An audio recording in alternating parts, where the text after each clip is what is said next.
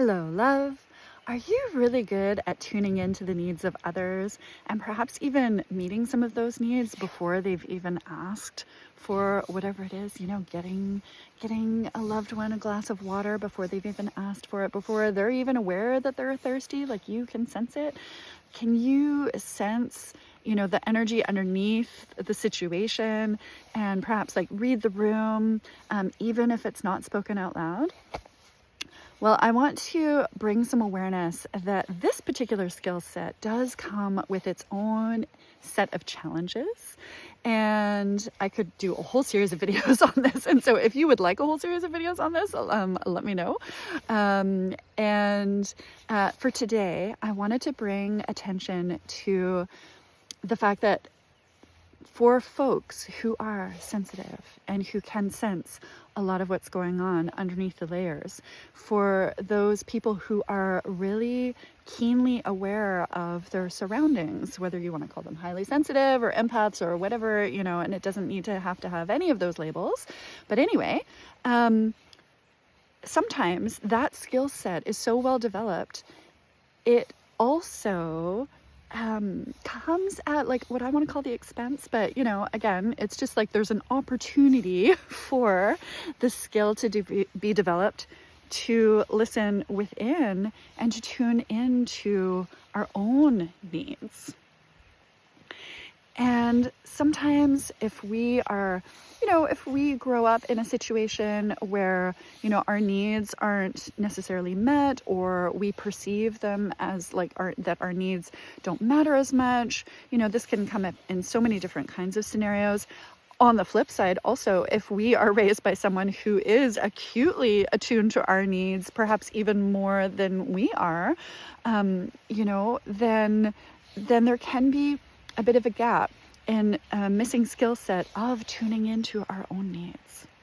And we are also surrounded in a culture where, if you're nice, then you're selfless. And you would give the other person the shirt off your back or whatever it is, and that's all lovely, and it's great to be generous, and it's great to be, caring and helpful and all of that. And yet, if it is coming at the constant deprioritization of your own needs, and perhaps even if tuning into your own needs feels kind of scary and like that you might be bad, I just want to let you know, in case you need to hear it today, you are allowed to have needs.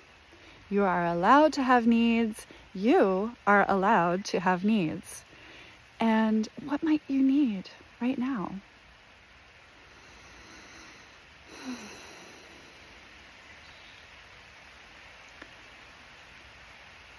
If you would like to have someone else who cares and who can feel the layers under the layers and who can sense what's going on, even if it's not spoken out loud, if you would like to have someone hold space for you while you give yourself permission to tune in and uncover what might your needs be, then I'm so here for it.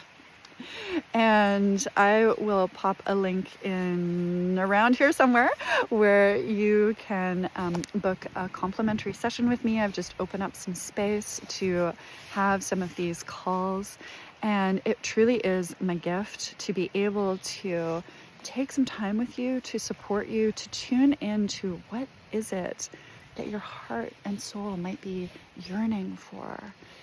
What are you being called forward into? And then also, once you have clarity about what it is that you do need and you do want, what do you want your life to be like? Then we get to map out the steps as to how we might bring that into reality in really practical and very doable ways. It's all about letting it be doable. And having that clarity really is one of the first steps.